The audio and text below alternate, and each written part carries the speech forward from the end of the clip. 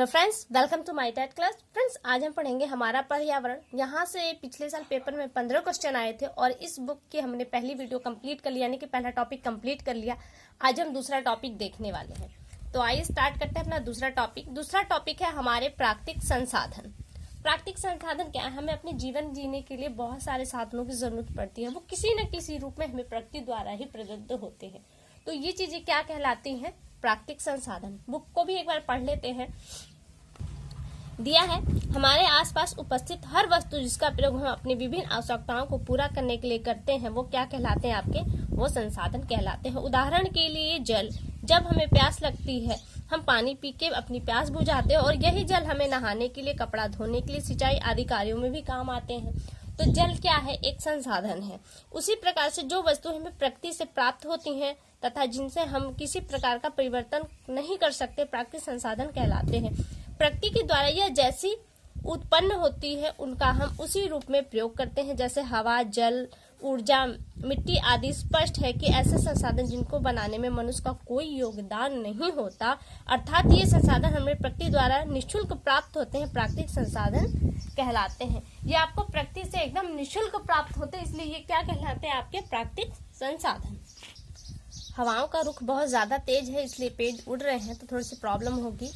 आगे देखिए, आगे है मनुष्य की प्रकृति विकास तथा अस्तित्व प्राकृतिक संसाधनों पर ही निर्भर है। प्रकृति पर्यावरण के अंतर्गत उपलब्ध संसाधनों जैसे हवा, मिट्टी, ऊर्जा, पेड़ पौधे आदि का उपयोग करके हम अपनी विभिन्न आवश्यकताओं को पूरा करते हैं, और यही चीजें क्या कहलाती हैं? आपकी प्राकृतिक संसाधन। आगे देखिए, हम अपने दैनिक जीवन अनेक प्रकार के प्राकृतिक संसाधनों का प्रयोग करते हैं, जिनमें से कुछ ऐसे हैं जिनके बिना हमारा जीवन जीवित रहना या जीवन हमारा संभव ही नहीं है, जैसे हवा, जल, पेड़ पौधे आदि। क्या है? ये हमारे प्राकृतिक संसाधन है, जिनके अभाव में हमारा अस्तित्व ही समाप्त हो जाएगा। अब देखिए, यहाँ पे आपको बताया जा रहा है कि जैसे इसके अलावा कुछ प्राकृतिक संसाधन ऐसे हैं जो हमारे जीवन को आसान और सुखमय बनाते हैं।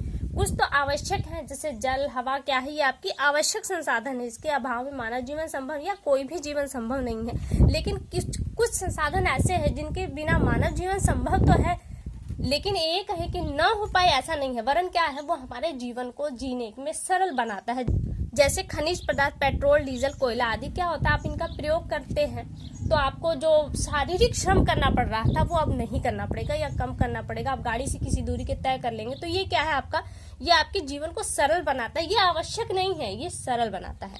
यह प्राकृतिक संसाधन हमें प्रकृति द्वारा दिए गए उपहार है, जो हमारे लिए बहुत ही आवश्यक है। और यहाँ पे उसका वर्गीकरण दिया है, बहुत ही सुंदर वर्गीकरण दिया गया है। प्राकृतिक संसाधनों का वर्गीकरण। प्राकृतिक संसाधन पहले दो भागों में डिवाइड किए गए। कौन कौन से? एक है जैविक और दूसरा है अजैविक। जैविक में आपके वो चीज आते हैं जिनमें जीवन है, और इसमें जंतु जगत और पादप जगत। देख रहे हैं कि जैविक को भी यहाँ पे दो पार्ट में डिवाइड किया। पहला है जंतु जगत और दूसरा है वनस्पति, और दूसरा है हमारा अजैविक। अजैविक में भी यहाँ पे दो भागों में बांटा गया। पहला है नवीकरणीय संसाधन और अनवीकरणीय संसाधन। नवीकरणीय, जिन्हें हम पुनः बार बार इसका उपयोग भी करेंगे और पुनः इसे प्राप्त भी कर लेंगे, वायु, जल, मिट्टी, सौर ऊर्जा। और अनवीकरणीय संसाधन, जिन्हें एक बार प्रयोग करने के बाद हम आप समाप्त कर देंगे, उनका प्रयोग आगे नहीं कर पाएंगे। तो आगे देखिए, केवल आपको नवीकरणीय संसाधनों के बारे में बताया गया। मैं आपको दिखा दूं, फिर यहाँ पे मैं इसको डिटेल में थोड़ा और बताऊंगी। देखिए, यहाँ पे आपको दिया है प्राकृतिक संसाधन। प्राकृतिक संसाधन में आपका पहला है सूर्य, आगे आपका है वायु, जल, फिर आगे दिया है भूमि। और आप देख रहे हैं कि यहाँ पे आपके नवीकरणीय संसाधन के अंतर्गत वायु, जल, मिट्टी और सौर ऊर्जा यानी कि सूर्य दिया ही है। यानी कि इस टॉपिक में आपको केवल नवीकरणीय संसाधन के बारे में बताया जा रहा है। अब यहाँ पे मैं थोड़ा सा और डिटेल में बता दूं, क्योंकि यह प्रश्न कहाँ से बनेगा? आपका प्रश्न यहीं से बनेगा। नवीकरणीय वो संसाधन होते हैं, जैसे आप सौर ऊर्जा की देख लीजिए। आप सोलर प्लेट लगवा लेते हैं, तो आपका वो सोलर प्लेट सौर की ऊर्जा से ही संचालित होता है और आपको परमानेंट आपको बिजली ट्रांसफर होती रहती है। लेकिन क्या सूर्य कभी समाप्त होने वाला है? नहीं। जब तक सूर्य रहेगा, आप उससे सोलर ऊर्जा प्राप्त करके अपने जनरेटर वगैरह जो भी आपको चलाना है आप यूज करते हैं। वायु से पवन ऊर्जा बना सकते हैं। जल से आपको जो ऊर्जा मिल रही है बिजली के रूप में, वो भी आप कर सकते हैं। मिट्टी जो कभी समाप्त नहीं होने वाली, इससे भी आप अपने पेड़ पौधों को उगा सकते हैं। यानी कि ये ऐसी चीजें हैं जो कभी समाप्त नहीं होगी, चाहे आप इनका कितना ही दोहन क्यों ना कर ले।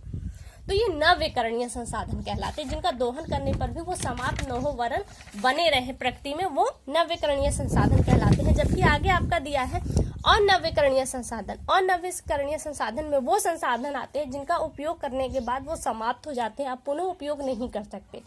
जैसे एग्जाम्पल में मान लीजिए खनिज है। खनिज में हम अगर बात करें कोयले की, तो एग्जाम्पल में समझ ले कि मान लीजिए आपके पास 100 किलो कोयला है।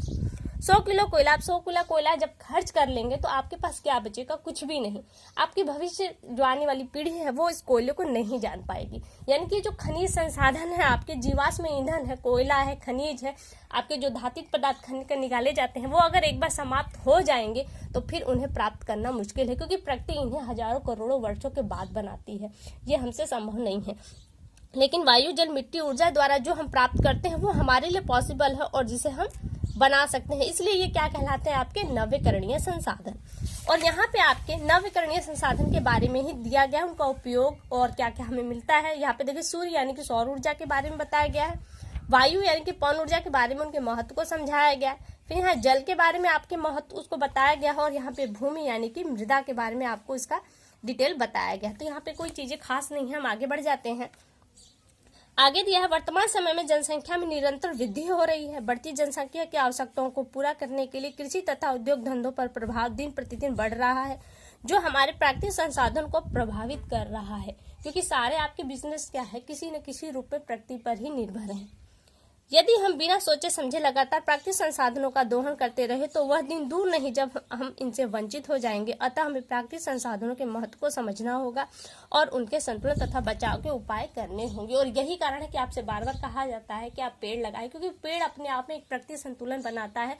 और जो कुछ चीजें हैं, जैसे होता है ना कि आप खुद को छोटी सी दूरी तय करनी हो तो आप गाड़ी का इस्तेमाल न करें, वरना पैदल जाइए या फिर साइकिल का प्रयोग करें, जिससे आपका क्या है, डीजल पेट्रोल ये बचेगा।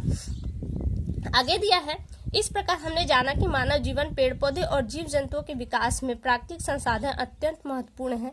सभी एक दूसरे पर निर्भर है, लेकिन ये तभी हमारे लिए लाभकारी होंगे जब हम इनके संरक्षण के लिए निरंतर जागरूक रहेंगे तथा उचित उपाय करेंगे।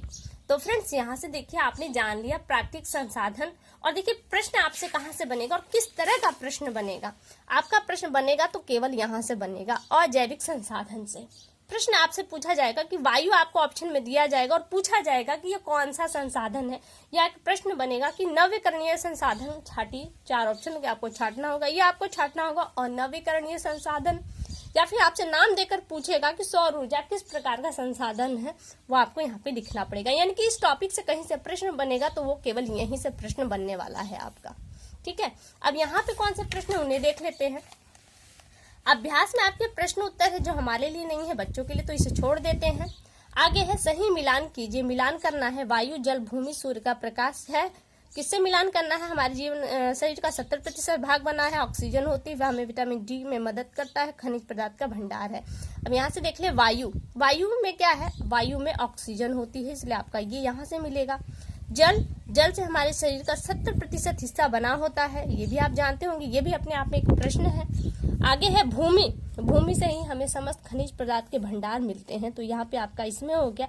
और सूर्य क्या है, सूर्य से हमें विटामिन डी प्राप्त होती है और सूर्य ही एकमात्र पृथ्वी पे ऊर्जा का केंद्र है। तो यहाँ से आपका ये टॉपिक कंप्लीट। अगली वीडियो में हम अगली टॉपिक से आपके फिर मिलेंगे, तब तक के लिए नमस्कार।